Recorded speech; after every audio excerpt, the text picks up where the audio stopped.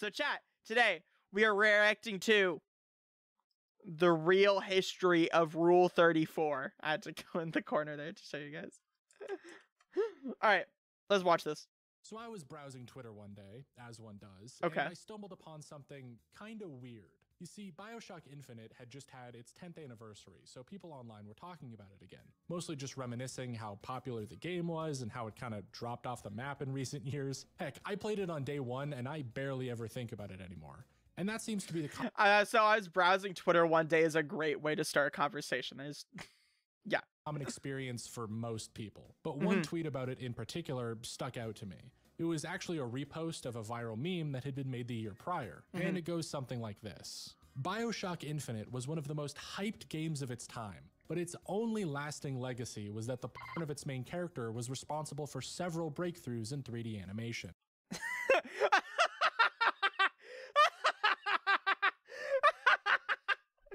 BioShock was a good game! BioShock Infinite was a good game! The ending for it was awesome, and the DLC was really good. I don't see why they're shitting on it. Come on. Don't do my boy BioShock Infinite dirty like that, guys. Come on. Don't do it dirty like that. What the hell? Almost immediately, this got me thinking. I had seen this tweet before. It was absolutely everywhere last year, with many people reposting it and sharing stuff like it. Be one of the most well-received games of the early 2010s. Be one of the better written stories of video games. Fast forward 10 years. Dead series, its only legacy is advancing tech for SFM porn. What happened? Including It's the woman from all that porn.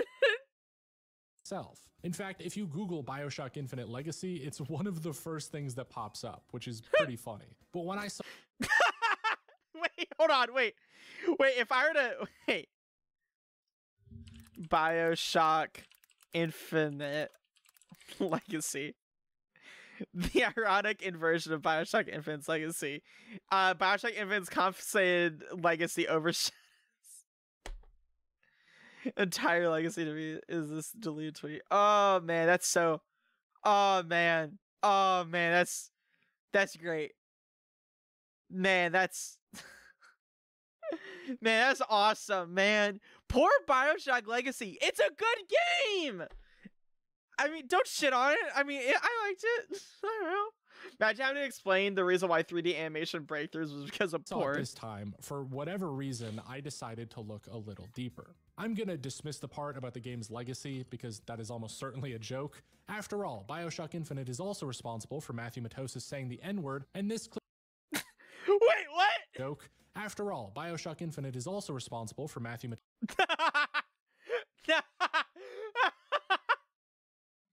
Matosis saying the N-word. Oh man. Oh, that's awful. And this Cliffy B tweet. Something eerie about the timing of the loss of Roger Ebert and the release of a true game as art in BioShock Infinite.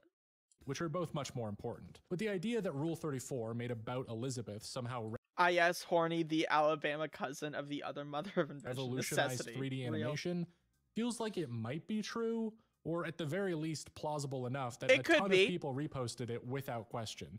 And that's what I wanted to interrogate. Now, does anyone provide a source for that information? No, of course not. In fact, most of the replies... Okay, here's what I'm gonna think, right? I'm gonna think that it's like, this is like a half-truth, right? You know, it's like, I'm gonna be a fence sitter. I'm gonna say, yeah, it's kind of half-true. Like, there was a lot of porn, like, that people happened to just use her model for the porn that had breakthroughs for 3D animation, but it wasn't because of the game directly, right? To tweets like this one just double down on how sure they are that this must be the case without anything more than a trust me bro to go off of. I mean, Blender animation. Hold on. Let's read this. For context, when BioShock Infinite came out, there was so much SFM porn being made of her that led to actual breakthroughs in 3D animation and led to creation of several commonplace techniques used by porn animators today. How do you know this? I am cursed to carry eldritch knowledge wherever I go. And he spelled wherever wrong. Awesome. What a trusty source. The case without anything more than a trust me bro to go off of. I mean, Blender animation went through so many innovations because people wanted 3D smut of her, it's comparable to when film developed color. Did he just compare the porn? Comparing?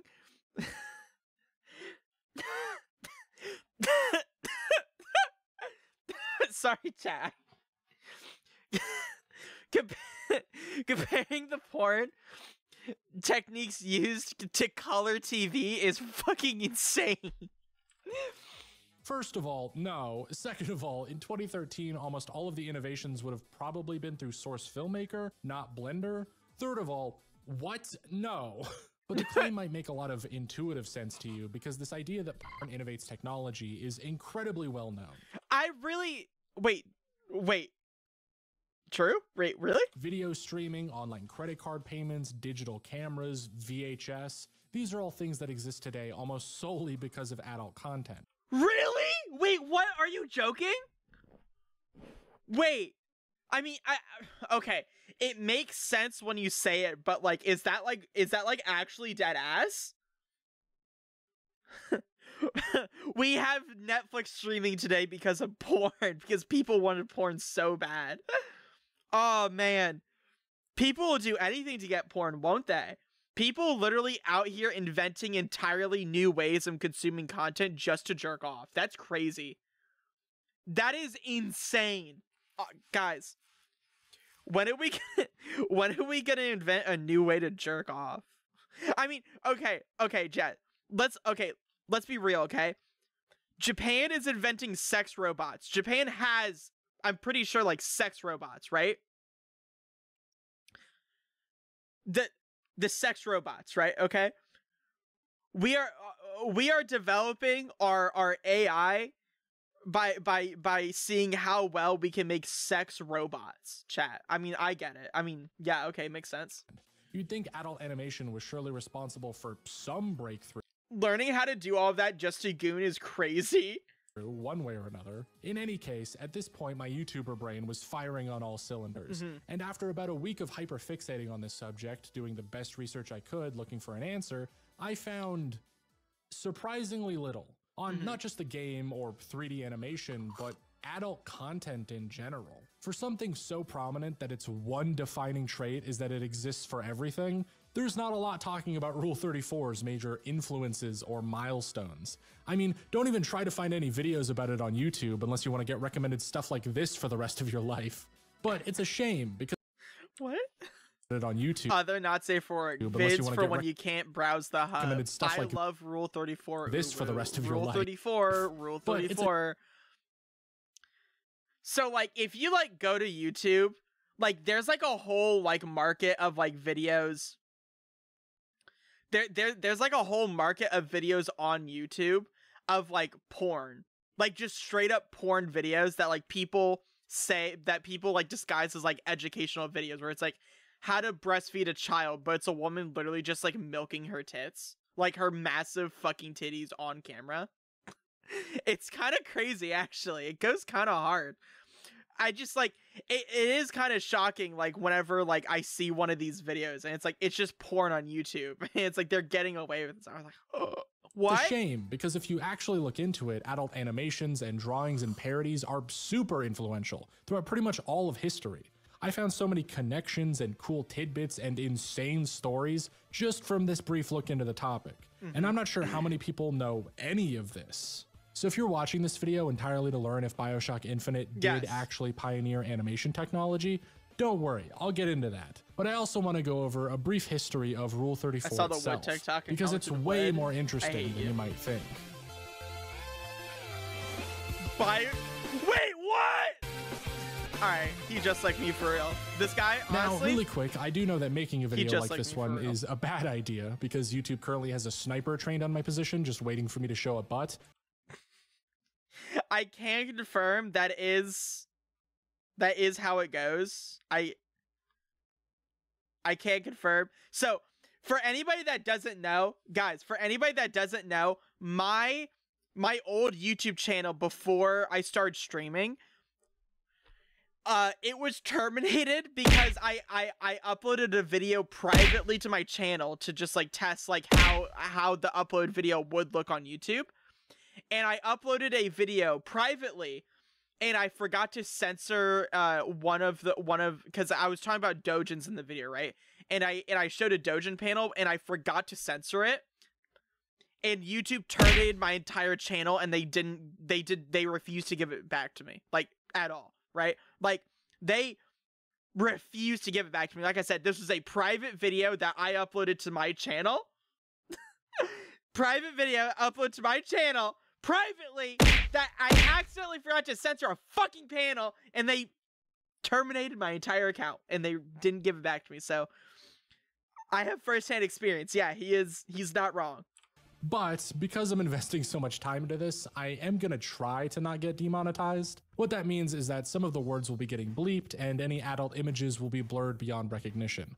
Though I am still going to say Rule 34 because that's the entire subject of the video, meaning there's a good chance that all of this is for nothing because I know that's a term YouTube doesn't like. I'll let you know in a pinned comment if the video gets hit. That being said, if you want to watch this whole thing uncensored, or you just want to support the channel while I don't make any money from this, you can do all of that for just $1 The guy who accidentally flashed his stream is still on, by the way. My Patreon, linked in the description. The other main way you can support me is by checking out gamersubs.gg/stories, where you can get 10% off some really tasty energy drinks. I'll talk more about them at the end, but one of the reasons I love Gamersubs is they're willing to sponsor literally anything, which is really helpful when I have the bright idea to spend an entire month studying video game. Anyways, let's get into the nitty-gritty. Part 1, early cinema. Wait, what?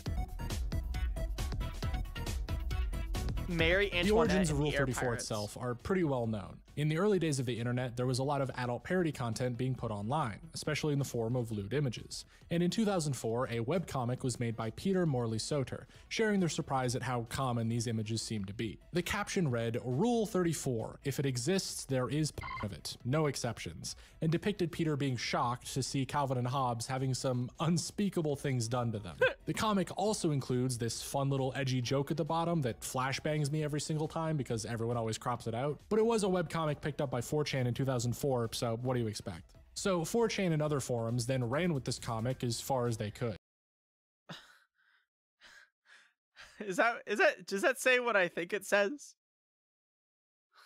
Yeah. Picking up more and more rules that were mostly just inside jokes, but some also relating to the 34th one. Do not talk about /B. Do not talk about /B. We are anonymous. Anonymous is Legion. Anonymous, never forget. There's no way there's like rules of like anonymous. That's so fucking cringe. Stuff like Rule 35, if no is found at the moment, it will be made. And Rule 63, for every given male character, there is a female version of that character, and vice versa. But right off the bat, I'm gonna separate Rule 34 as a meme from Rule 34 as a category of art. Because while the meme is popular itself, its history is really boring and short, and I've covered most of it already. I mean, fun fact. How do you not know about the rules of the internet? It's so good. No, I know about the rules of the internet. Like, I know that, but I only know the ones that everybody already knows about, like Rule 34 and Rule 63. In fact, the Wikipedia article for it is shorter than the script to this video up until this point. It's kind of crazy. No, what I and most people are looking for when we type Rule 34 into the search bar of an incognito window is any X-rated parody content that isn't live action. You see, parody is already one thing, but the people Spider-Man XXX, a porn parody from Axel Braun, the director of Batman XXX, the #1 adult movie of 2010. Inside, free 8-page comic book illustrated by Matt Core.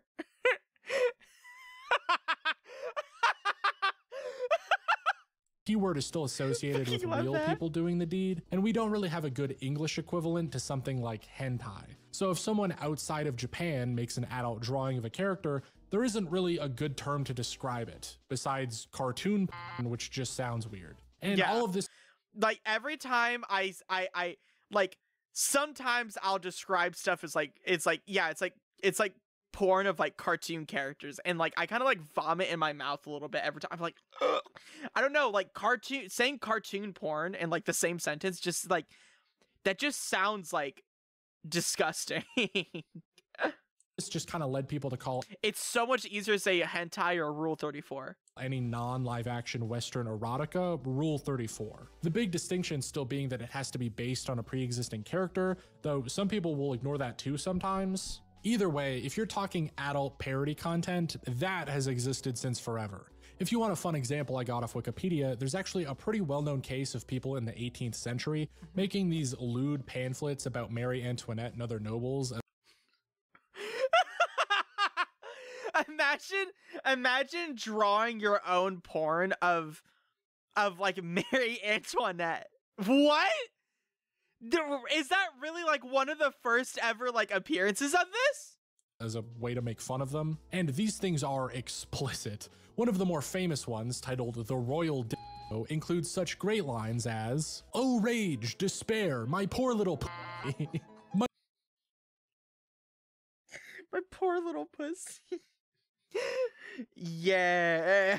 Nighty queen, sorry I'm in my nighty, but Hercules was fucking me in your antechamber. So why the daggers? Has some fucking ghoul finally given you the clap?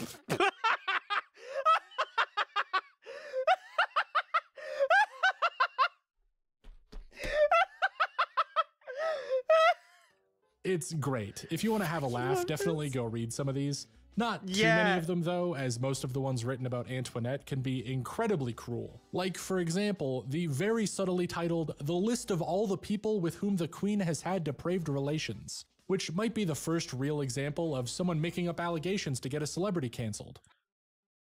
That's the first Twitter user, guys! We found them! They're the first Twitter user! Fast forwarding a couple centuries, we then get to people making stuff much closer to what Rule 34 is today. That being adult I do indeed like to dabble in a wee bit of 19th century porn of Marie Antoinette. Patient zero for Twitter. I tend to dabble in a little bit of porn of Marie Antoinette. I got the clap. Parody comics called Tijuana Bibles. These were palm-sized little books that started in the 20s that took everything from popular newspaper comic strip characters to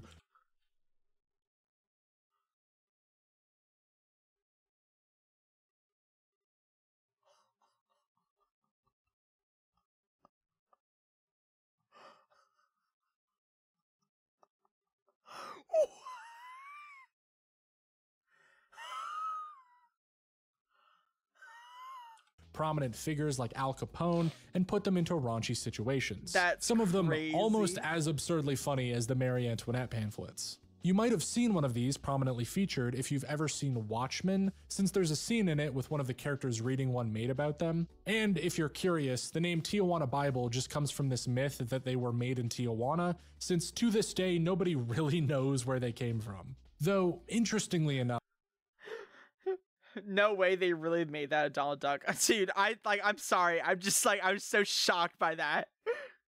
Donald's not holding a corkscrew. Imagine the Goon Caves in 1789. Motherfucker must be using whole trees. That's these little adult books would morph into a much larger underground comic scene in the 50s to 70s. Because in 1954, the Comics Code Authority was formed to regulate unsavory material, which was widely regarded as a bad move, and turned a fun little game of looting Betty Boop into an underground counterculture movement fighting against censorship. This comic scene, now spelled with an X, was somewhat mixed in with gay rights activism and punk subcultures, having a major focus on satirizing existing cartoons and prominently featuring sex, drugs, and anything else the Comics Code Authority didn't like.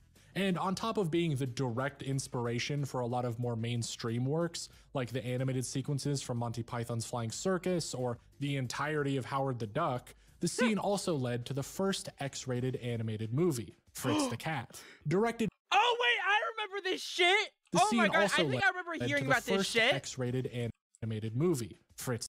I don't remember, but it's like furry porn.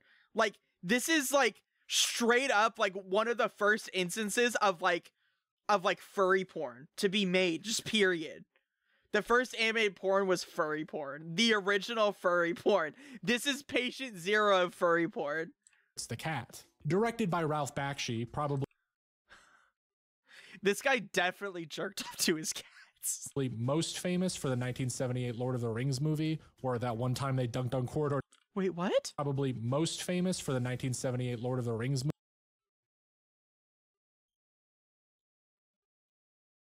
movie, or that one time they dunked on corridor. This guy's still alive? Wait, he's still alive? This guy's still alive and he was the first guy to make fucking furry porn? What?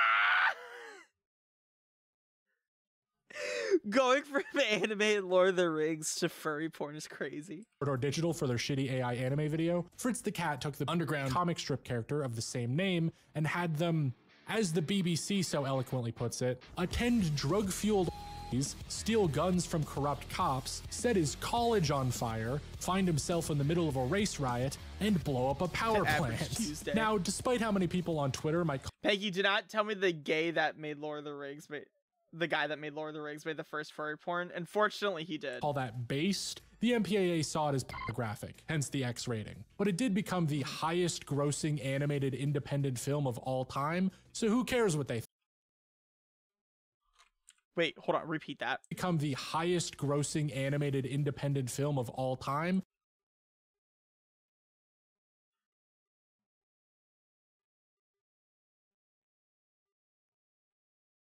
Chat. Chat. The highest grossing? The highest grossing independent? Highest grossing? Really? That's the power. No. That's not just the power of porn. That's the power of furry porn. Guys, that is the power of furry porn. Guys, I think I'm gonna get into the furry porn.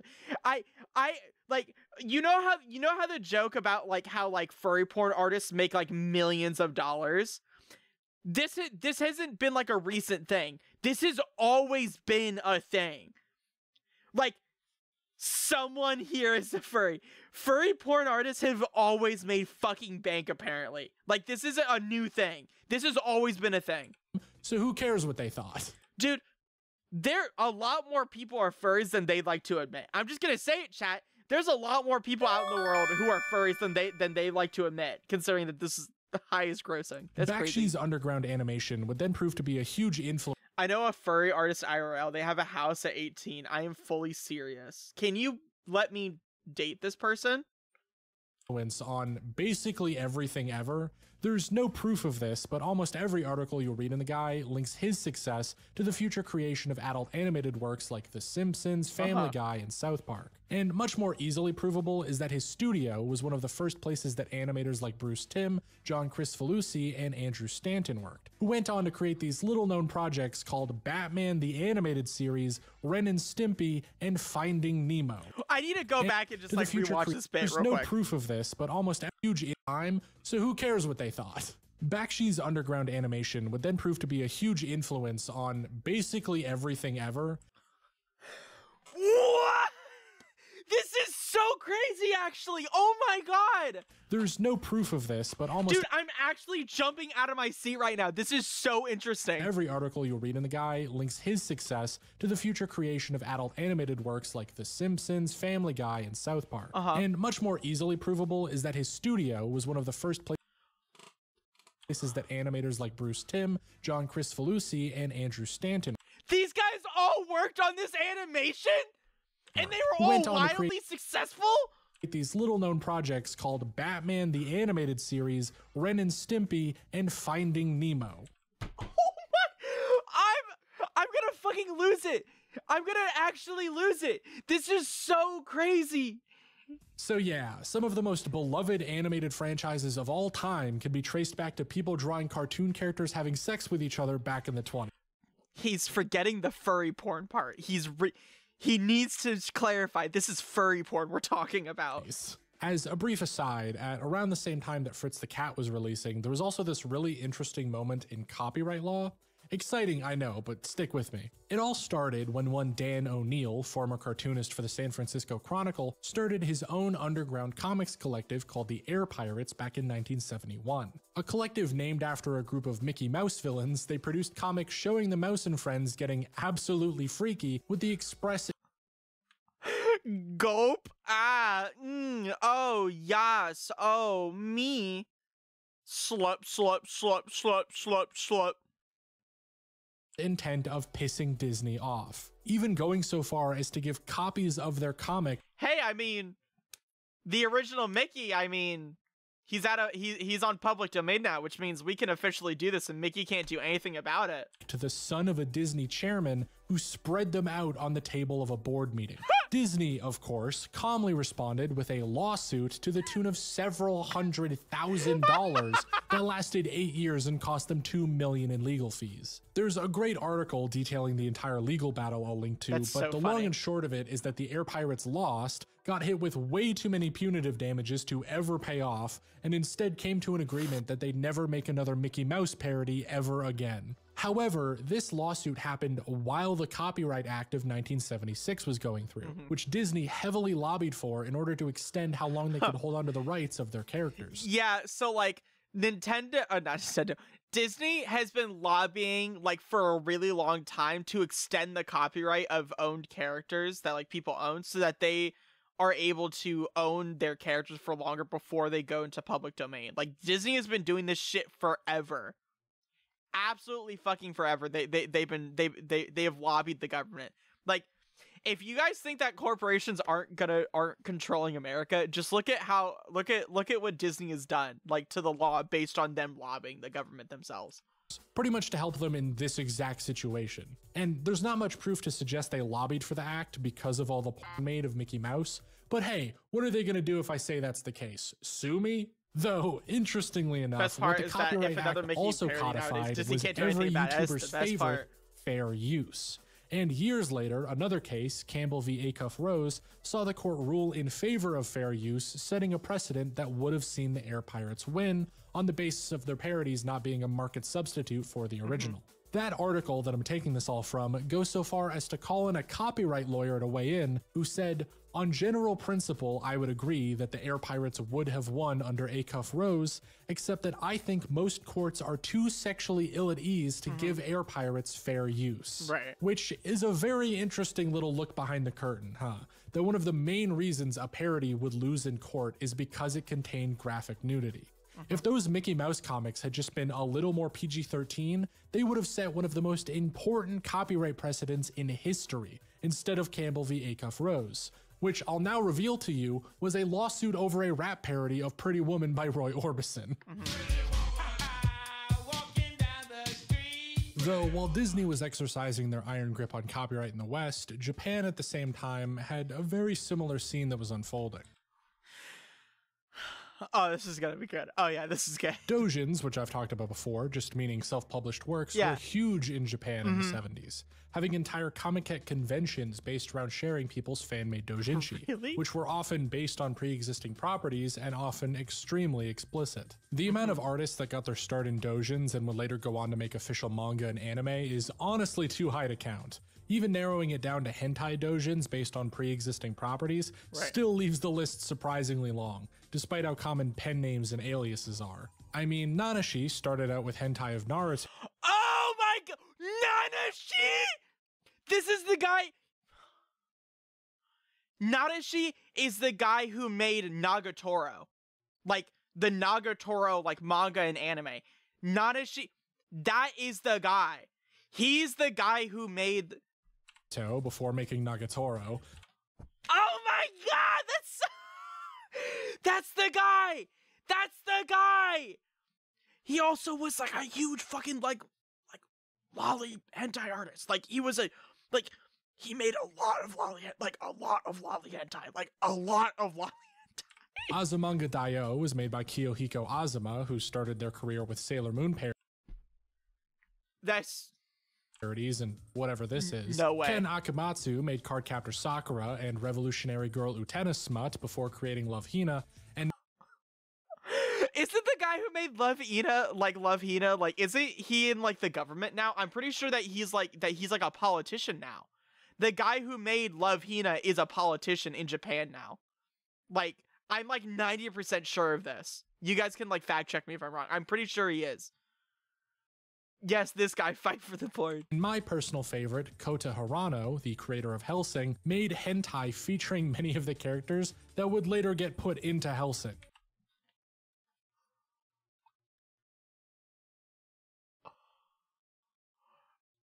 What? I mean, it's not that surprising because, like, okay, here's the thing about hentai, right?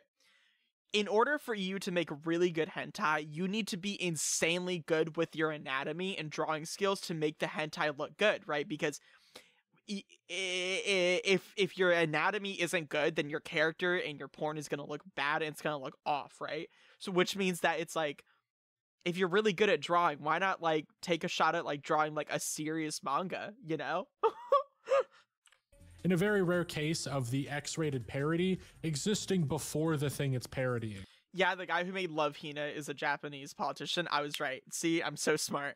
And while Japan's copyright law is technically a lot more strict than the US's, a lot of these adult parodies are seen as mostly fine, because Japan doesn't actually have any official equivalent to fair use, but they do classify doujins as something called shinko kuzai, a type of crime that only the violated party themselves can ever prosecute, meaning it basically operates on the trust system between the rights holder and whoever is making the doujin. So the letter of the law is still pretty strict, and there's certainly a lot of doujins that would Panky dropped out of school to study the history of porn. Real. violate it, but as long as you don't directly piss someone off enough that they go after you, you're probably fine. Most of the industry sees self-published works as a good thing, and the culture around doujin parodies is lax enough that most companies don't ever go too far. Yeah. Well, most companies except Nintendo. There's a lot of Pokemon doujinshis. Like, if you go to eBay right now and look up Pokemon doujinshi, there is a ton of Pokemon doujinshis. There are so many. There's a lot. I want to buy some of them just so I can have a chance to own some physically and put it on my manga shelf. I want to get a couple like Vaporeon doujinshis for myself someday. The morning of January 13th, 1999, a young woman in Fukuoka would have her house raided. As they describe, there was no prior warning. On the morning of the day of the No arrest, way. police suddenly arrived and began to search the house. And since it was the Kyoto Prefectural Police, not the local prefectural police, I thought it was a bad prank at first. In the end, I was arrested a little after 1 p.m. There's no way. They ransacked my house, stuffed everything into cardboard boxes, confiscated everything, and for the first time in my life, I was confronted There's no with way a that warrant she was of arrested because arrest. of this. I was taken to Kyoto, surrounded by detectives with handcuffs on my hands and a rope around my waist, and a police officer with the rope in his hand following me from behind and making me walk in front of them. There's I learned no later way. that the police had been working on evidence for several months before the arrest and had already been stalking out There's my no apartment way. since August or September. I had thought that a car with Kyoto license plates was often parked in front of my apartment, but I had no idea that I was being watched. There's no way. The jail was cold, the floor was hard, and I was stiff for 2 or 3 days after I returned home. In the end, I was detained for 22 days. 2 days for the arrest, 10 days for the detention, and 10 days for the extension. In addition, I have to pay all the travel expenses for returning from Kyoto, and the transportation costs for the seized items that were returned to me, most of which I was forced to relinquish. Someone called me on the final line. that sounds horrible. This poor woman had been followed by the police for months, raided like she was Pablo fucking Escobar, and then thrown in detention for 3 weeks before being forced to find her own way back home. All the while being reported on by every newspaper in the country in a situation that would seriously upset, if not ruin, most people's lives. So what did they do to deserve this? They made an erotic Pokemon doujinshi. Oh my god. Oh my god. There's no way. There's not. No way. Really? That's it?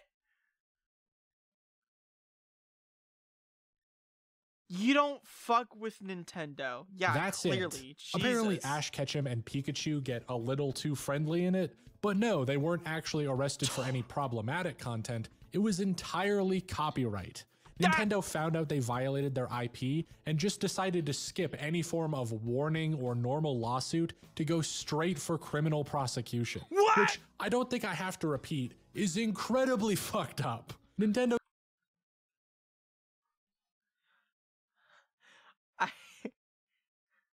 Guys, I'm kind of scared of Nintendo. said they took such extreme measures because this woman Does that mean that like all of like the Pokeporn artists are like gonna die, or like all the people who make porn about Animal Crossing, they're like gonna die, like their house is gonna be nuked into orbit? Oh my god, that's actually not good. was selling her doujinshi via mail order, which they said worried them because children might have been able to buy it, which is a strange thing to say when Nintendo themselves had been licensing an official ecchi Pokemon manga for years at that point. I'm sorry, an official? Wait, this was official? What? One that shows Ash's dick in Pokeball.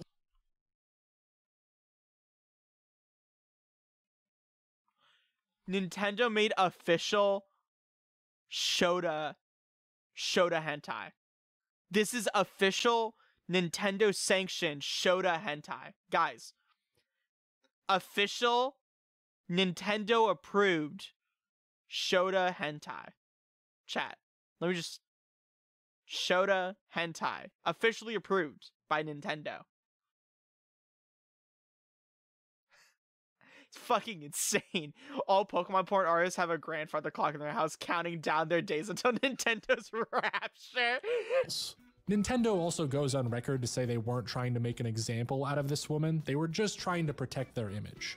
But I don't believe that for a second. They were absolutely trying to send a message. The same message that Disney was trying to send decades earlier.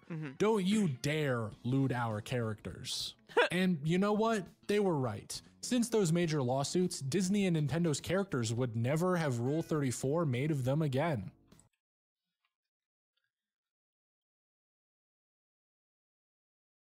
I jerk off to Shantae a lot.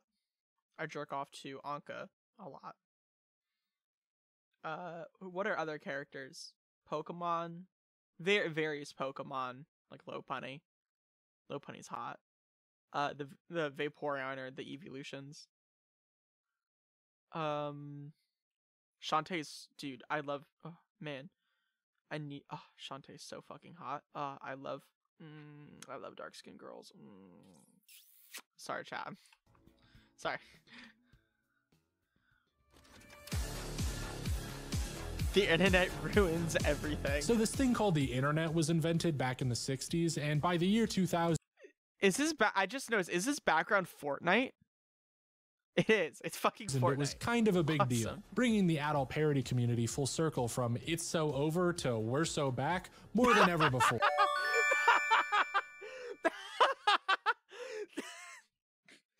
It's so over to we're so back is such a real, that's so real. That is so real. And you know the rest. Yada, yada, yada. We're Some so dude made back. a webcomic after seeing Calvin and Hobbes exploring each other's bodies, and we have Rule 34 as we know it today. Some people might argue I should look up Calvin and Hobbes R34 after the stream. everything I've talked to up until this point kinda wanna see hasn't what it been looks like. true Rule 34, since it is explicitly a rule of the internet. But that is why I wanted to separate it as a category of art and not just anything directly connected to the meme. With the internet, though, the amount of placed on the explicit list. parodies being made skyrocketed pretty much instantly. If only because now anyone making comics for themselves in their bedroom could share it with the world and find a community. And two big innovations that facilitated that would be Image Borus and Newgrounds. The very quick summary of Borus is that some of the I'm just gonna say it. Have any of you guys ever like gone to Newgrounds for porn? Like there's like a lot of really good Newgrounds like porn games on there. Some of them are good. Some of them are really good. Like there's so like, does anybody like know the name Cream Bee? Like Cream Bee makes some insanely good like Fuda porn of like Nintendo characters. Like, and it's like games. Cream Bee is really good. There's like Anka, like porn games, Pokemon porn games. Like there's a lot of really good ones on Newgrounds. Newgrounds has some good shit. The earliest forms of online forums were text boards, these public spaces where people could anonymously post whatever they wanted. The most popular of these being Japan's 2channel, created in 1999. Zone However, stuff. as the name implies, these were limited to text only. So with the development of technology came image boards, which should be self-explanatory. 2channel actually had their own sister image board, Futaba, created in 2001, unofficially called 2chan, which, as expected, immediately became filled to the brim with hentai and other anime-related images, and also later inspired the creation of 4chan in 2003. Which became the most popular of all of these by a long shot. Though people on 2chan and other image boards at the time really wanted a place they could collect all those images, since the nature of image boards meant nothing was really permanent or easily searchable. So a user we only know by the name of Albert created an image archiving site with searchable tags. Albert, oh my god, Albert, everyone, W's in chat for Albert, everyone. I want to see some W's in chat for Albert, guys. Albert is our Lord and Savior. Our Lord and Savior, Albert. W. Albert. Albert, you did it, buddy. You ruined multiple generations of people. Thank you. Oh, thank you. You're so... Oh, Albert. Thank you. Oh, Albert, thank you. Oh my god. W's for Albert. Tags, comments, and a scoring system, and they called it danboru, after the Japanese word for cardboard. Danboru is pretty good. The website went up on May 17th, 2005, and people immediately started sharing all their hentai and other stuff from 2chan on it, leading to the over 6 million images it has archived today. Pro tip, if you ever want to find 6 million? What the first image posted on I'm surprised it's not more, actually. any of these sites is, they almost always sort them by ID number in the URL. So if you go to any image on the site and then replace the ID number at the end with a 1, it'll usually take you to the oldest post. Danboru's is this surprisingly tame pic of Tamaki Kosaka from Two Heart in her underwear, posted by Albert himself 5 days after the site was created, which is kinda wholesome if you think about it. Anyways, on April 2nd, 2007, Danboru was taken down for maintenance, with the admin posting the entire source code online, leading to other Boru sites popping up all over the place. You had ones related to My Little Pony, Homestuck, or certain anime fandoms, and even furry content like E621. The GOAT. The GOAT. Basically any popular property or community you could think of got its own Boru or board. The most important Boru to this story, though, is rule34.pahil.net. Going up in 2007 and directly based on Danboru's code, this site was entirely dedicated to Rule 34 images. No original content, no weeb shit, nothing safe for work, just explicit images of pre-existing, typically Western characters. And it became so incredibly popular. If you've heard of Rule 34, you've probably seen some reference to this site. Shut up. Even just the ugly green color that it uses has become synonymous with X-rated fan art to most people. Oh, yeah, absolutely. And the popularity of characters or series can be pretty accurately rated by how many hundreds of posts they have on it. Now, there have been other Rule 34 image boards that have popped up since, but nothing like Pahil. And if you're wondering, I have no idea why it's called that. I'm not even sure if I'm saying it right. Some cursory research online shows me it's a common Hindu name for girls, meaning first, but between that and Danboru meaning cardboard, I don't know what the connection is. Someone leave a comment if you do. What I do know is that one of the first images uploaded on Pahil, and I guess one of the first officially cataloged pieces of Rule 34 by extension, is Nikki Wong from famous Canadian kids cartoon 16. Yeah, kinda underwhelming, but also Go Canada, love that for us. The same user also posted Naked Alf in a Mountain Dew can f***ing a sandwich. Wait, what? Love that for us. The same user also posted Naked Alf in a Mountain Dew can.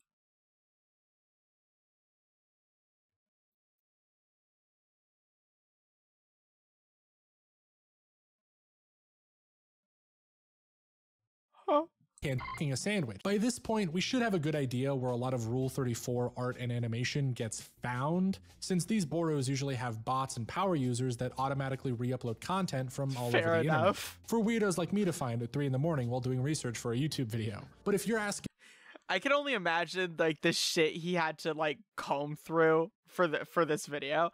I can only imagine the shit he had to comb through for this video. Oh my god. He's up 3 in the morning scrolling through rule34.com, just digging out all of the cesspool of shit that he could for research. Where the art gets made, then you'd have to look at sites like Pixiv, DeviantArt, and Pixiv. The most important one of all, Newgrounds. Pixiv, my beloved. Pixiv, I love you. Pixiv, I love you. Founded in 1995 by Tom Fulp and opened to the public on April 6, 2000 with its Flash portal, Newgrounds made it big as a website that allowed users to upload art, animation, and games that ran on Flash with no major censorship applied to any of it. Some of the most popular stuff on Flash. What? No, we got anal sex songs. With no major censorship applied to any of it. Some of the most popular stuff that was ever added were games where you could punch Osama bin Laden in the face. So boobs and butts were more than okay. The only thing a user had to worry about when uploading was making sure that their post got enough positive votes in its early judgment period to stay on the site. And this practically non-existent barrier to entry meant that up-and-coming artists, even of the adult variety, could share their works and get recognition. So naturally, a lot of what got posted to Newgrounds and what became part of its culture was hardcore parodies, edgy satire, and you'd see the Gears of War guys whip their junk out, a point-and-click game. Not Marcus Phoenix! And no! You'd see the Gears... Not my boy Marcus Phoenix! Hold on. After many late-night sessions of Gears of War in the NG office, we decided it would be fun to have a cartoon slumber party where everyone made their own gay spoofs of Gears of War. The collab is the result. This collab is the result of that meeting. That's Gears of War guys whip their junk out, a point-and-click game where you... This is old but goody. It has a human protagonist. I think it'll be more popular than my usual furry fare. So let me introduce you to my work, and maybe I can seduce a few of you hentai fans over the furry side when I post a few more games. Impossible to jack off while playing. More hentai games need to conform around this ideology. Dress Samus, an X-rated parody of the Ultimate Showdown called the Ultimate...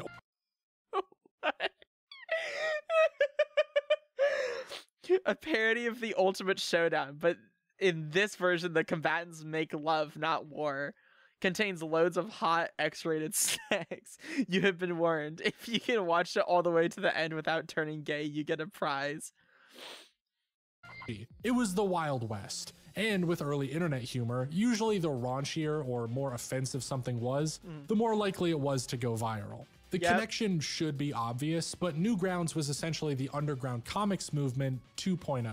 Instead of comic strip characters, people would satirize video games and anime. Mickey and Minnie Mouse weren't the ones drawn doing it. It was the cast of Sonic the Hedgehog.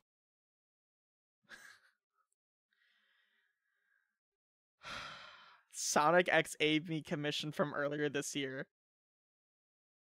Ian the Hedgehog. Yeah, that was, about right. The same way Batman the Animated Series and Finding Nemo came from people working under Bakshi, Smiling Friends and BoJack Horseman came from former Newgrounds creators. And outside of the ones who became... This is my first actual stream, I've only seen clips on Insta. I'm not disappointed. Thank you. Publicly known, like Aaron Hansen, Chris O'Neill, Zach Hadel, and Michael Cusack, you had the people who furthered adult animation, like Zone. Zone! The GOAT! I'm gonna be real with you, if you don't recognize these Teen Titans videos that Zone made from 2007 to 2009, we can't be friends. They've been around since 2007? Really? Finding this on your parents' laptop while alone on the weekend was like opening the Ark of the Covenant. I didn't realize this was that old. I remember watching this. I watched this. This was that old? What? It's so... These explicit animated parodies Zone made were and Oh, she's so bad. Oh my gosh, she's so bad. Oh, she's so bad. Oh, she's so bad.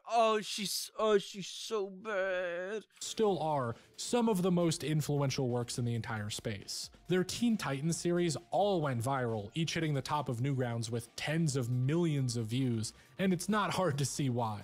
I wasn't able to watch stream for an hour because my phone over here, it's so hot. Because they are all incredibly high quality, mixing in real footage and voice clips from the show alongside detailed flash animation, and they all use really popular characters, namely Raven, who single-handedly changed my taste in women forever. This guy gets it. He knows what's up. He knows what's up. Zone didn't even let up after that either. You know that viral TikTok sound with the Animal Crossing cat that took over the internet a while back? Yeah, that was them. They're still going viral on social media almost a decade and a half. I have jerked off so many times to Onkazone. Guys, I am not joking. The amount of times that I have busted to Onkazone is unreal. Like it is like, I'm talking gallons, guys. Chat, gallons to Anka. Specifically Onkazone, but Anka in general has. Yeah, I know what I'm watching tonight when I I know what I'm watching tonight when I get off stream. A half later. And alongside them came Shadman onto Newgrounds in 2000. Oh my fucking god. I forgot this guy existed. Oh my god, I forgot this guy existed. Oh my, I forgot he existed. Shadman, no. 2009, Spidoru in 2012. I've never watched this guy before. Maybe I recognize some of the stuff that he's in, but I've actually never seen this before. And Derpixon in 2015, my beloved. 2015, becoming Fucking, like, Derpixion, my beloved. Just Derpixion, the absolute goat with, what's it called? What Mime and Dash? what I would consider the Mount -8 was another. -8 was huge, but -8 has kind of fallen off a bit. Rushmore of adult parody artists on the internet. Every single one of them putting out professional quality artwork and animation that raised the bar for the medium, or having viral hits that you have definitely seen before. Sorry, I'm just like pausing to just like look at this shit. Since they have a Mime and Dash was so good. Shad was doing something with fans that was tendency not to good. sneak their way into the mainstream. In fact, to tell you a bit more about their success, Derpixon is currently the most followed account on Newgrounds and has started What? Are you kidding? making studio quality original animation like their Fandletale series. Really? Spidoru then has over 1 million subscribers and 100 million views on their Safe for Work YouTube channel. And Shadman has a Business Insider article written about how they got arrested in California for assault with a deadly weapon.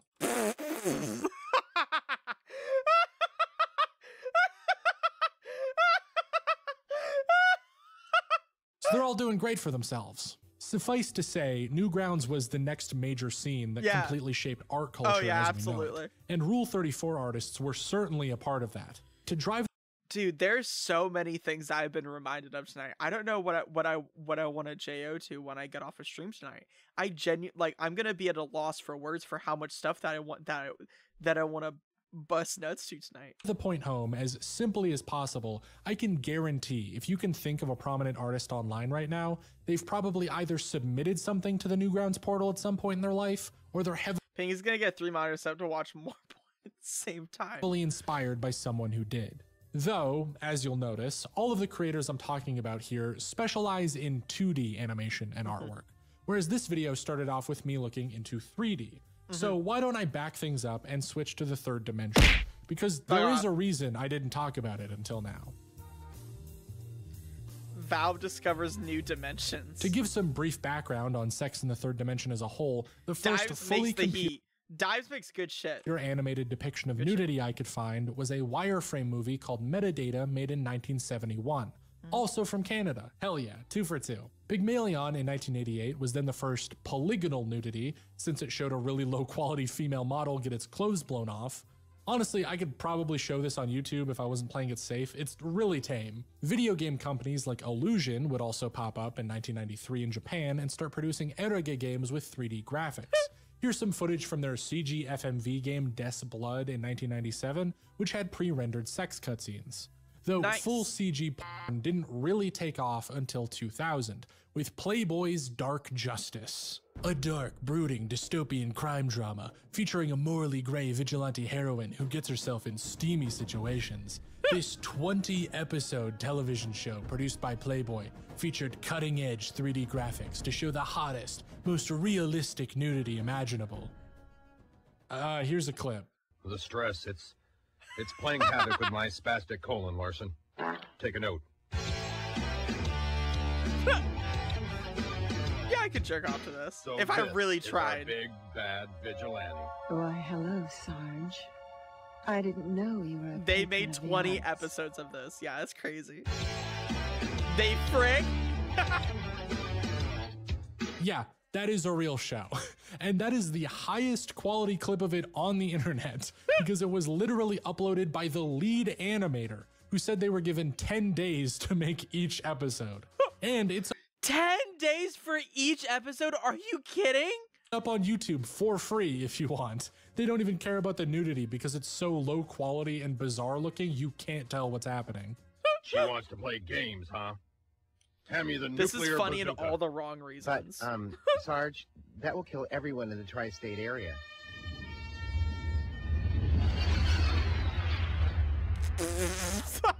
But none of that is Rule 34. That is all original content. Rule 34 wouldn't really hit the third dimension until the release of Blender, an open source program made free to the public in 1998. And even then, it was sparse, because the whole point of places like Newgrounds was that early Flash animation was incredibly easy to pick up and learn. Anyone with a computer could do it. And even if you wanted to make more traditional drawings and animations, there were more options available to you than I could count. Right. Here's erotica someone made about Zone using Flipnote Studio for the Nintendo 3DS. Yeah, Zone has...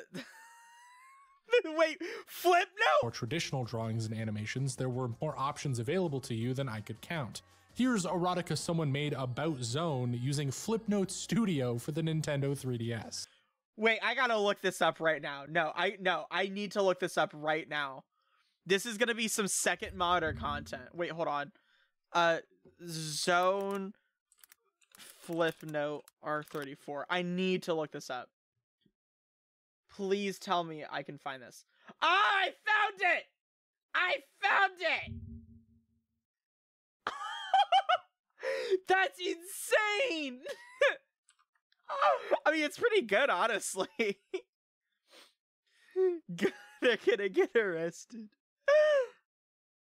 3D animation, on the other hand, was a pain in the ass, and still is, but like 1,000 times more so before the 2010s, because it was incredibly resource intensive, requiring a monster computer to even run the programs, and unlike Flash or Photoshop or anything else, where you could create these little 2D drawings from scratch, you had to model, keyframe, and animate every single asset every single time without being able to look at the finished product for hours while it rendered. It wasn't worth it, so few really got into making it. Most any 3D Rule 34 for the longest time was really just limited to someone with professional tools like 3ds Max putting out a still I've returned Pookies.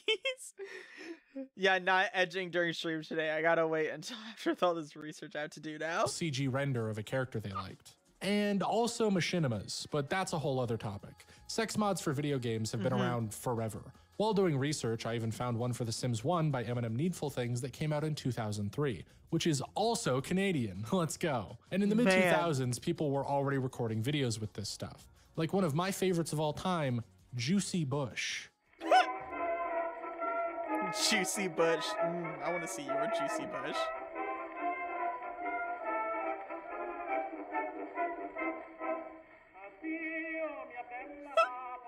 But the real Sims porn is crazy. kickstart to Rule 34 in 3D would be Valve. Best known for insert Half-Life 3 joke here, Valve's whole claim to fame were the games made on their Source engine. Originally based on Gold Source from Source is 1998, crazy. which was itself a modded version of the Quake engine, Source powered some of the most influential games of all time, which all pushed the cutting edge in terms of what the medium could do. And Valve wasn't afraid to share this with people, promoting mods and software that let practically anyone create with the tools that Valve had made. All the way back in 2007, people were posing modded nude characters in Gary's mod, in what would have been an Gary's mod porn his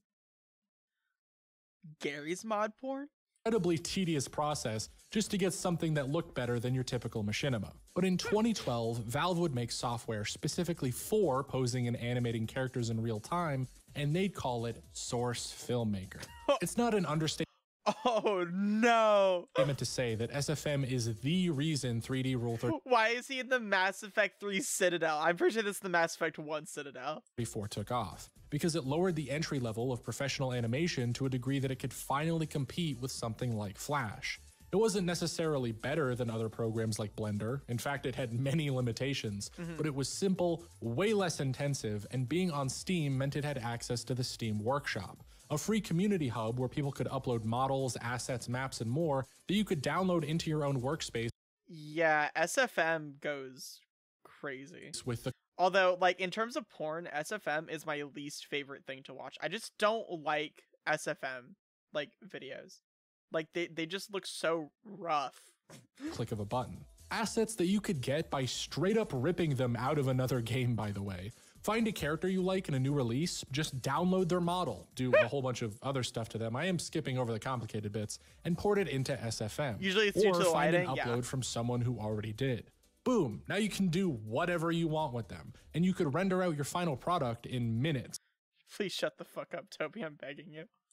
It should be incredibly obvious why this was huge for Rule 34. Within a month of SFM launching in June of 2012, someone had already uploaded animations on Paheel of Alex Vance and the Pyro from TF2 smoking some sausage. Of course the Pyro from TF... Of course! Pyro from TF2, of course! Which, just why is it always the Pyro? I consider myself pretty open-minded to a lot of weird interests in this space, but Pyro is just so popular for some Pyro cynical? reason. I do not understand why. Anyways, with SFM out and giving people the ability to animate their favorite video game characters doing all the dirty things their minds could imagine, all it would take is some popular games to take characters from. Obviously, you had a lot of works from all the Valve properties, since their models basically came free with the software, but right out of the gate, Mass Effect 3 and Tomb Raider proved to be top contenders, having come out in 2012 and 13. A lot of Mass Effect's popularity came from the wide variety of romanceable characters that already had sex cutscenes in-game, like Tali'Zorah and Araya, my beloved. Tomb Raider's success was even more obvious, considering Lara Croft is the definitive hot girl in video games, and the reboot had given her a slick new redesign and a downloadable model. Man. According to Dark Crow of Studio FOW, which is the biggest adult SFM studio in the world, Lara Croft was one of the first nude models ported to the Source engine at the time that we formed, and from a technical standpoint, the model was good enough that we could animate her in different poses without the joints deforming too much. So, Studio FOW used Lara's model to do Tally, my beloved. My little alien queen. I love her. Christian-like things in their debut film, Lara in Trouble, which has 5 million views on X videos alone. It had 15 million on its original upload before getting taken down. Though I should note FOW's film also has several articles from major news outlets written about how controversial it is. Because, spoiler alert, it's called Lara in Trouble. She doesn't have a good time. Oh, and one of the articles about this controversy happens to be from the BBC, and I just have to share how terrible it is. Throughout the whole thing, it keeps calling FOWs, I will service you, the king, my father.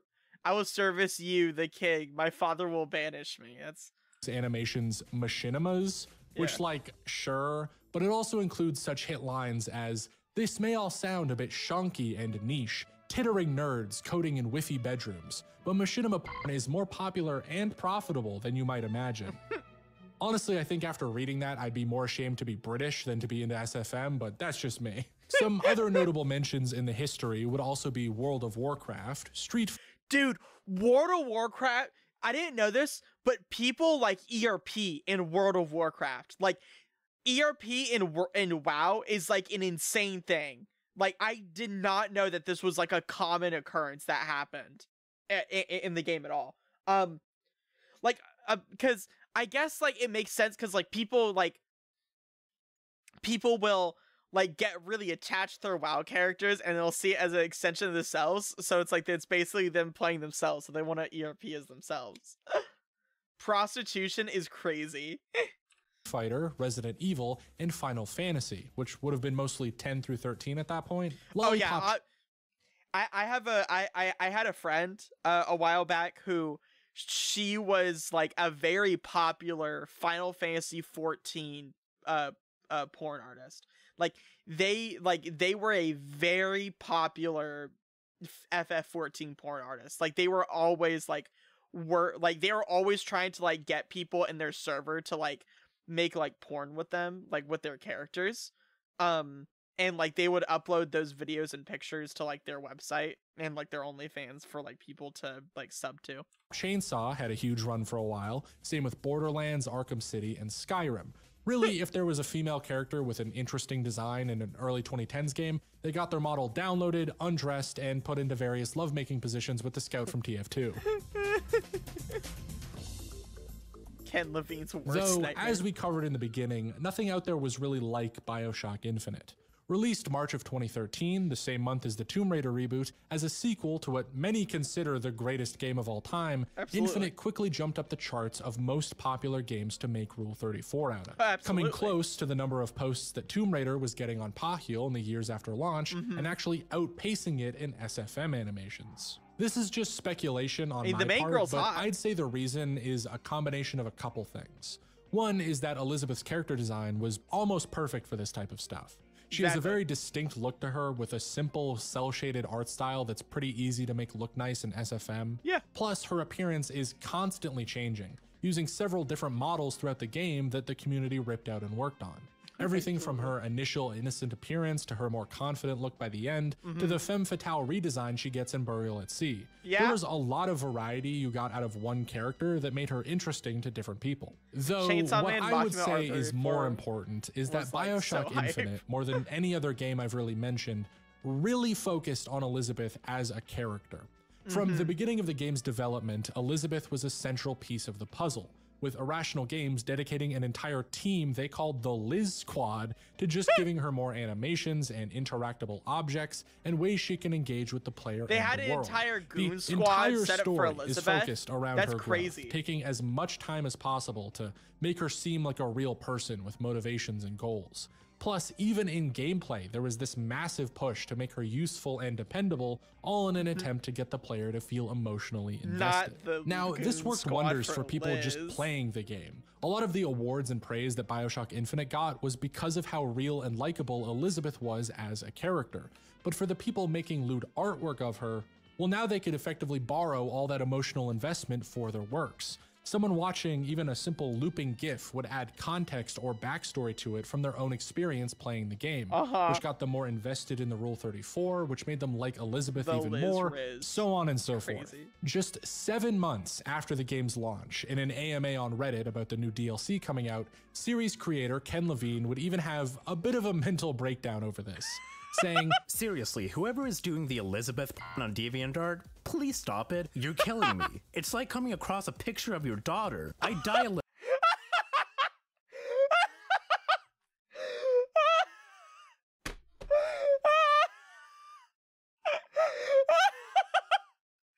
It's like coming across a picture of my daughter. That's so fucked. Hot dog. Oh my god. little on the inside with every page view. But as anyone familiar with the Barbra Streisand effect would know, this didn't cause anyone to stop what they were doing. Yeah. And actually, after Burial at Sea came out, even more Rule 34 would get made of Elizabeth. Yeah. Now, I'm not saying that this is what caused Ken Levine to basically leave the gaming industry. After all, when he did leave Irrational Games and laid off 70 of its employees in 2014, he said he did it because he was sick of BioShock and didn't want to keep making the same game over and over again. However, after I read that, I checked the trailer for his new game, Judas, and that is just BioShock again. Yeah? Ken Levine just lied to me. So I'm saying he shut down Irrational because of all the Elizabeth.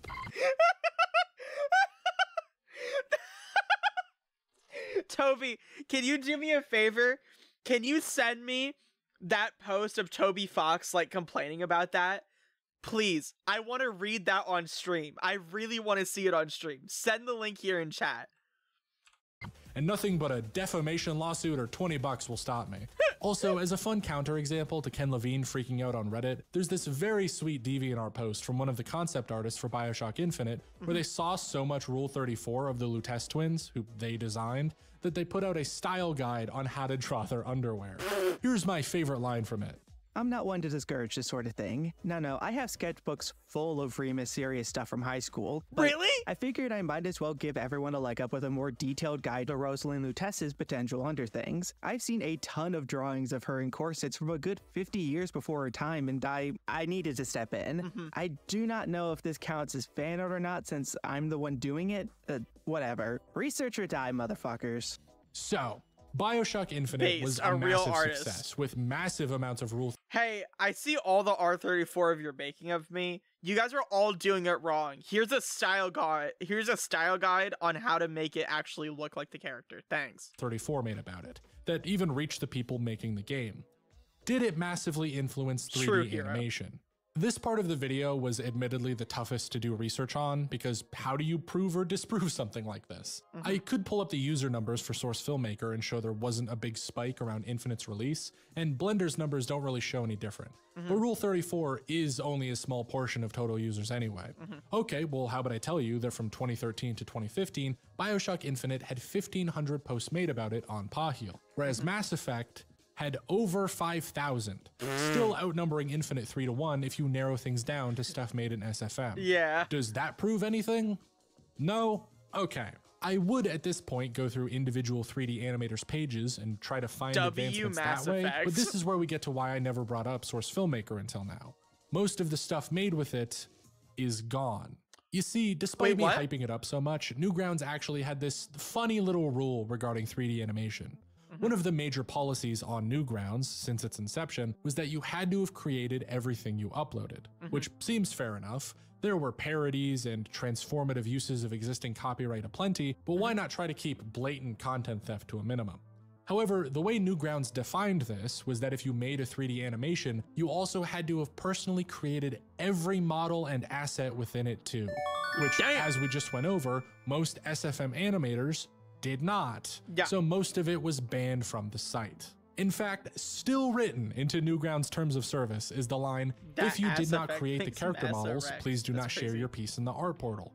If you are creating your own models and your work is removed, PM Tom. Yeah, just send a direct message to the owner of the website if you want to post here. Surely that'll be quick and easy. He's probably not busy. This Probably not. policy, combined with the Steam Workshop not allowing not safe for work content of any kind, meant that pretty much everything to do with adult SFM animations, and later Blender animations and anything else, had to exist in their own Truly little a bubbles rule. of the internet. Most animators at the time pretty exclusively posted their art to Tumblr, Reddit, and other social media, and got their models from various places like SFM Labs, which was alright before Tumblr wiped adult content from their site. That's still probably one of the dumbest decisions like ever made for a website, was Tumblr getting rid of its R34 like things. That is far and away the dumbest thing a website has done that killed it just as fast. Like, okay, here's the thing, right? I would genuinely consider using Tumblr today if it still had porn on it. site in 2019. Just saying. Reddit's video hosting site GiphyCat did the same in 2020, and Imager followed suit in 2023. Wait, what? All right, before Tumblr wiped adult content from their site in 2019, Reddit's video hosting site GiphyCat did the same in 2020. There's there's a ton of porn on Reddit. What is it Wait, what is he talking about? Are those communities not allowed then? Because like there is a shitload of porn on Reddit. What is he talking about? And Imager followed suit in 2023. And that's not even mentioning the subreddits and various other sites that just shut down altogether. The main reason I've been referencing Pahil so much for examples of early content and popularity is because it's one of the main content aggregators that's still around. A lot of the places that it took that content from, dead links. If someone didn't have their work posted to a Boru, it might actually be impossible to find. Right. So at this point, I just gave up on looking into BioShock Infinite. I figured this might be enough proof that it didn't really change much. It certainly wasn't comparable to when film developed color. Don't think I need a source to dispute that. Yeah. But what else can I do other than talk to the animators who were around at the time? None of them really have public contact info. Never mind. I talked to the animators around at the time. I personally messaged about a dozen artists and animators for general research on this video, and most of them didn't respond to my DMs. Right. But of the ones who did, two are very important to this discussion. May I present to you Lord Aardvark and Fugtrup, two adult 3D. Fugtrup! Oh my god! Fugtrup? Animators who not only predate God. Source Filmmaker entirely, starting out with Gary's mod back in like 2011, but were pretty foundational for both SFM and BioShock Infinite Rule 34. The first animations made about Elizabeth in the weeks after the game came out were from them. Lord Aardvark actually made some of the first nude models for Elizabeth on SFM Labs in 2014, and Fugtrup has several of the most popular BioShock Rule 34 posts on Pahil, and the most popular Source Filmmaker posts on the site, period. If you want to talk about any breakthroughs that BioShock had in 3D animation, these are literally the people who would be responsible. And so I asked them, what do you think of this tweet? Yeah, I hate this tweet because I feel like the person doesn't know what they're talking about. I've never heard anything remotely like that. Every tool that 3D pornography uses has existed before. I don't know of a single case where R34 animation required a technological breakthrough. 3D animation has been around for ages. We all use tools that every 3D artist uses. Okay, that was a very clear answer. Awesome. And Lord Aardvark actually just replied to me with a meme they made about how much people have sent them that tweet, before saying, Right, so really it's more of a meme. Fun tale to tell, like how porn won the VHS wars, but the reality is that porn animation co-evolved with the rest of the scene. When people think of jiggle animation, they think of things like titties and butts, but the reality is that tech was built for more innocuous things. For example, the jiggle bones in Source that widely popularized the jiggly boobs and whatnot were originally built by Valve for the antlion wings that jostle about when they move. We simply co-opted the tech.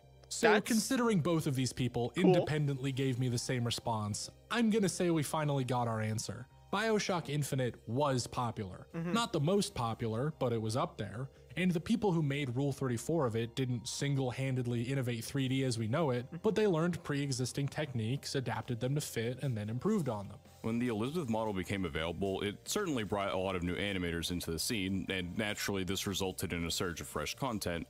However, I would argue that the Mass Effect models such as Liara and Miranda, and to a lesser extent the Lara Croft reboot model in 2013, were responsible for bigger breakthroughs. I remember those models were innovative, and their presence led to a huge surge of content creators on sites such as Digital Arrow. Everyone had the Mass Effect models. I'm not so sure Elizabeth ever became as popular as Liara. If you look at what Fugtrup and Aardvark and any of the other SFM animators are doing today, you'll see this massive improvement in their field, where people found something they liked making and used it to hone their skills and get better. Rule 34 artists have always been scrappy, creative people who worked around limitations to make something good. They shared models and resources and used what they had to push their own boundaries. I mean, taking jiggle bones from the Half-Life 2 antlions and turning that into boob physics, that's impressive. Oh my god. Oh man, that's a man. Yeah, that is dedication if I've ever heard it. Why don't we celebrate and give recognition to that instead of just making stuff up? That is impressive. If you want proof of how hard these people are working to make 3D models look sexy, Lord Aardvark even sent me an entire white paper someone wrote about penetration technologies that were implemented in a not safe for work game that's out on Steam. And another artist I reached out to, Scudbutt, sent me a furry animator who is constantly posting all their different methods, including my favorite tweet of all time, the Splat Box. There is serious thought going into improving adult 3D animation, and every day people have been raising the bar in the space. Not just because of one game, not just because they wanted to see smut, but because they wanted to make art. These I mean, I'm just saying, guys, VR chat is pretty. Have you seen DPS tech? Like, that's pretty awesome. Y'all seen DPS? That's pretty awesome. VR chat's pretty, like, it's moving the scene forward, that's for sure. Animators don't need to be responsible for several breakthroughs in 3D animation to deserve recognition for their hard work. Just look at what they've made and let it speak for itself. Though if you want to see some real crazy shit, we haven't even gotten to Overwatch. No, if there's any game where it's like, if it's like, its only legacy is now just the R34 that was made of it, it's Overwatch. Overwatch is the game for R34. Nobody cares about the actual game anymore. It's just the R34. Released in 2016 and made by the company that brought you World of Warcraft and what The Guardian describes as a frat boy workplace culture, Overwatch is a multiplayer hero shooter that owes all of its success to the fact that every character in it is hot. Do I have any Every character? Shooter that owes all of its success to the fact that every character Roadhog got me acting up for real. Yeah. Winton. Yeah. In it is hot. Do I have any facts to justify that claim? No. Is there an entire Wikipedia article dedicated to all the made about it? Absolutely. The day the game was announced on November 7th, 2014, people already posted erotic fan art of the main characters, which isn't unusual. I mean, this has happened with like League of Legends, where it's like the day that Neferi was announced, I went to Rule 34 just to see if like anybody had already made it, and people had already like made Rule 34 of Neferi. Like I would. The same thing happened to Bioshock Bastion Infinite. is wild. Dude, that Robo Pussy must go crazy. However, a year before launch, while the game was still in beta in 2015, people started ripping the models and making animations with them. The first one I found being from Puposterous, who is now a very successful animator in the space. And these early animations were surprisingly great, because just like how Bioshock and Tomb Raider had coincided with the release of SFM, Overwatch's beta had come out around the same time that other 3D software started to get good. You might have noticed I had skipped over all the other animation software people were using over the last couple years. There were quite a lot of works made with 3ds Max, Maya, and Blender. Some that looked miles better than the competition, but all of those programs were much more complex and still took about 100 times longer to render than SFM ever did. So the bulk of what was being made was through that. But as technology caught up, people's computers got more powerful and more artists just started the process of learning full 3D, SFM would get quickly outpaced. Blender 2.8, which would promise massively improved real-time editing, full physics systems, and a complete overhaul to the UI, was announced the same time as the Overwatch beta. And during that beta, artists like Eloas were already putting out animations with Maya that looked way more like the Pixar quality stuff people joke about Overwatch having today. Plus, those SFM animators now had several years experience under their belt to show off with this new game. Blender and Eevee are responsible for lowering render times and allowing for such advances as soft body physics and fluid collision. SFM was a very archaic, albeit useful, piece of software even when it was released in 2013. It was never in a stable state. Blender is continually supported and has received a lot of good updates over the years, making fluid collision easier than ever to make. It was this really seamless combination of this roster of very attractive characters with high quality models, with people learning more complex 3D software that allowed for better results, that led to the boom of 3D Rule 34 that we saw in 2016. It took less than 6 months after launch for more porn to be made from Overwatch than has ever been made of BioShock ever. It also became the Oh my fucking god. Man! the 11th most searched term on the hub, period, in 2016. And in 2023, it currently has just about as many posts on Pahil as everything else made with Source Filmmaker combined. Holy fuck! As many posts on Pahil as everything else.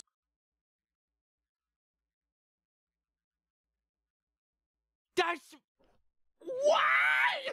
Made with Source Filmmaker combined. Holy Again, it's tricky to prove or disprove this stuff, but if you want to talk about a game's Rule 34 having an impact on 3D animation, Overwatch blows every other game out of the water. It's not even close. I'd even go out on a limb and say that at this point, if there's any game whose legacy is mostly defined by Rule 34, it is Overwatch. Few games have had an impact so large and an adult fan community so thriving.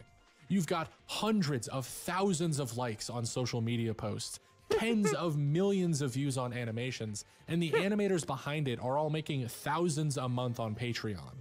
The game in 2021 crossed over 60 million players, but the number of people who watched the Rule 34 easily dwarfs that. Yeah. Which Blizzard definitely did not like. Since the company Blizzard, he's probably gonna talk about it. I think Blizzard was like trying to like get people for like making R34 of Overwatch, and eventually they just gave up because it was too much. Had a much more Ken Levine-esque outlook on parodies made of their game. Similarly, making Tracer the most popular character for Rule 34 after removing a victory pose they deemed too sexual. And going so far as to send cease and desist letters to prominent artists and websites, including Studio FOW, who I mentioned before, SFM Labs and other places that hosted nude models, and Pahil itself, which had to change the Overwatch tag to Overlook in an attempt to stay under the radar. Funnily enough, in the exact same way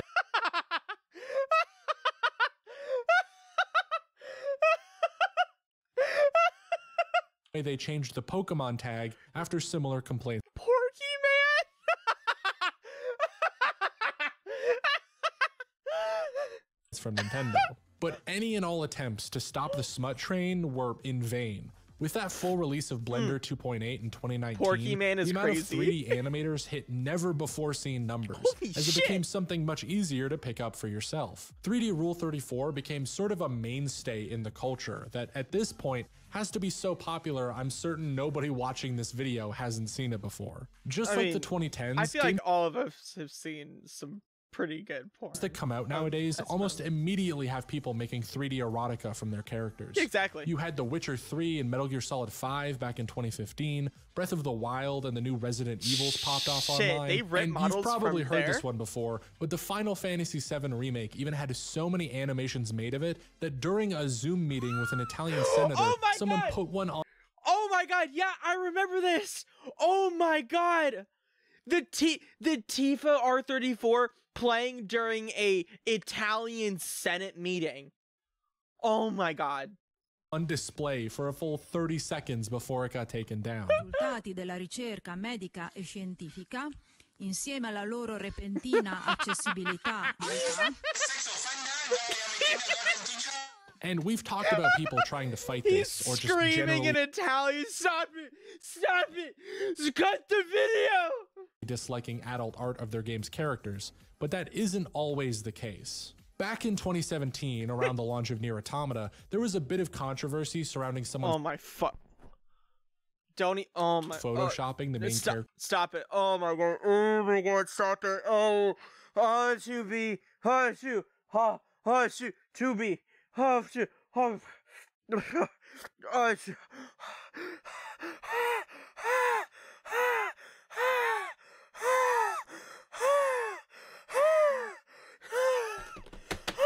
she needs me.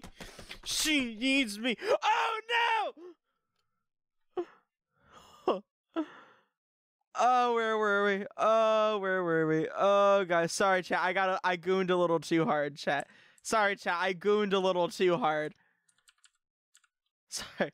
Of their game's characters, but that isn't always the case. Back in 2017, around the launch of Nier Automata, there was a bit of controversy surrounding someone photoshopping the main character 2B's butt to have visible a hole behind her thong. Yeah. Which caused people to start posting that all over the internet.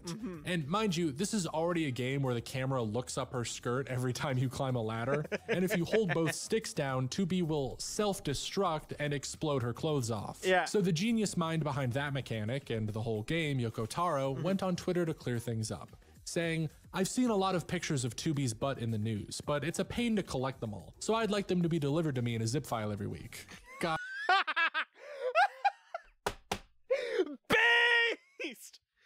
Based!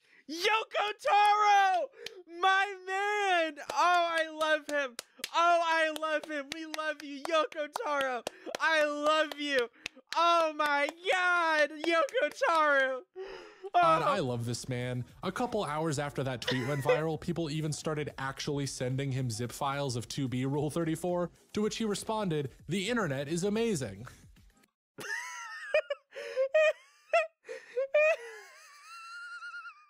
And it's that sort of fun engagement with the community that I love to see.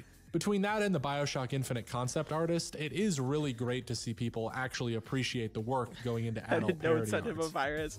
Why would people send him a virus? That Yoko Taro is one of them. They don't want to hurt this poor young man. He's one of them. Who would want to hurt this guy? Because it's not going anywhere. If there's one thing we know for certain, it's that year after year, Rule 34 has only gotten more popular and more well-known and more searched for. With games like Fortnite integrating every character they can, we're seeing those characters drawn in loot situations on a much larger scale.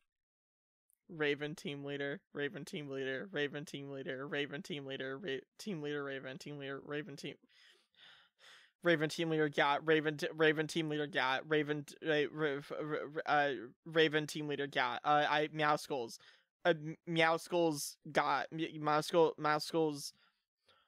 Sorry. Scale. Every time a new hit like Overwatch comes out, people are going to make better and better adult animations of it. Yet for all of that popularity and success, it is bizarre how much of this history seems to go another unnoticed Panky live stream. I regret joining. Good. Really, the only reason I made this video is because I just wanted to fact check one simple, seemingly easy to prove statement. And I had to literally reach out to some of the people responsible in order to get an answer. Howdy, hello, it should not have been that difficult. No hate to the original poster, by the way. It is a very funny tweet, and I'm not trying to make this some big takedown of what is obviously a joke. I just thought it was funny how many people sort of believed it and how little is actually written about it. And it's a shame. I really wish that it was true, but like, you know, like I guess my theory at the video was a little bit wrong, because I was like, yeah, I'm gonna assume that like there was a lot of animations with it. Yeah, because I think my theory was correct. We just went over how much has actually been influenced by adult artwork and parodies, how it shaped copyright law and started the careers of well-known animators. This has been a crazy video. There's so many real milestones and achievements that could be celebrated instead of obviously roller coaster, exaggerated for ones. sure. But that would require any of this info to be talked about or easily available. You can feel free to look through my references page and see just how many links are using the Wayback Machine because the original source got taken down, either because of copyright complaints or the website hosting it suddenly not wanting to be associated with porn. After what we saw with the Air Pirates and that poor doujinshi artist, it's no wonder nobody fights for their work to stay up. Fair enough. I don't even know how you'd track any of it down without being obsessively interested or just being around when it happened. Wait, they make Young Sheldon just Fortnite. always Yeah, had this Young Sheldon is in Fortnite treated Fortnite, as disposable, as something fun in the moment to get their hands enjoy, on but the never Young something Sheldon you model. should record or keep track of or think any deeper about. Don't let the if you're an animators get adult their hands artist, on it's highly likely your Mima work model. can just get obliterated from the internet with no recourse. And that's just how it goes. The amount of online spaces where you can share not safe for work content feels like it's shrinking every day. I mean, I opened this video by telling you it has a good chance of getting demonetized. Don't let the animators get their hands Don't let the animators get their hands on the George model. And kicked out of the algorithm for even bringing up this subject. Even though, to me at least, all of this is really George interesting. model. This history is fun to go through. And I didn't even scratch the tip of the iceberg. I didn't even cover adult fan fiction or the rest of the hentai scene or the thousands of other artists that were a part of this space that all contributed to its success. Here is a list of just some of them I found that I didn't mention. Wait, what? All contributed to its success. Here is a list of Slugbox. I'm trying to see if there's any names. Dives. Oh, Dives! Dives mentioned! We love Dives. We are Dives stands around here, even though he did make Sonichu R34. Some of them. Queen Complex. I think I recognize that name. I didn't mention in the video. Nagoon. I think I recognize Nagoon. Yeah. Now, obviously, a lot of adult content isn't going to hit the mainstream. Write that down, write that down. I don't down. expect people to talk about this stuff at the water cooler at work or anything. But I think it would be cool if we could have a bit of a more mature discussion about any of it. Or if people were a bit more interested in spreading and preserving this info. Because otherwise, it might all just be gone one day. Let's not kid ourselves. Most people watch porn. Yeah. I know it, you know it. There's a couple asexuals who started typing in my comment section who probably still know it. Why don't we celebrate the artists that work hard to make it and everything they've done? Why don't we share the history of the space and try to learn a bit more about it? Why don't we treat the adult art scene with the same respect as any other? It's the very least we can do. Guys, that's a great message for us to end on. Guys, how about we all hold hands and we all goon together? What a great message for this video to end on, guys. Oh, let's all hold hands, sing Kumbaya, and let's all edge as one to these amazing R34 artists. Thank you so much for watching this video. You skip frame by frame by pausing the video by hitting. I know, but my soul and definitely takes the record for most research I've ever done on anything. I hope you liked it. I would seriously recommend checking out the references list for this video because some of the articles and books I found on the subject really are fascinating. Plus, go give artists like Fugtrup and Lord Aardvark and Scudbutt a follow. They make great stuff. I really appreciate them taking the time to talk to me and share some insights. And thank you to the patrons for all your support that makes videos like this possible. Once again, you're really actuals who started typing for just $1 you can get access to videos like this one early Everybody, and free please, from I'm bleeps begging and you. blurs. And give this video a like. This is a really good video. A really, really well made video. Holy shit. I want to watch more of this guy's stuff. Dude, he has an hour and some change video about anime waifus. Yeah, that's gonna be a good one. Ooh, the death of a tsundere, using a randomizer to watch bizarre anime. Yeah, dude, I want to watch this guy. Dude, he has some good shit. Damn. Yeah, that's hype. That is hype. Good video though. Holy shit.